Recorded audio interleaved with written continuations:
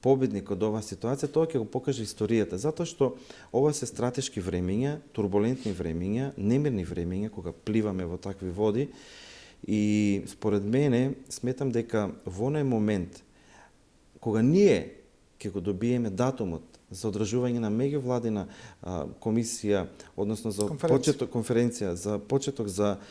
преговори со Европската унија, тогаш ќе се покаже кој е победникот од оваа ситуација, а кој е губитникот. Во овој момент ние само губиме време, институциите се нефункционални, затоа што не можат, не можат,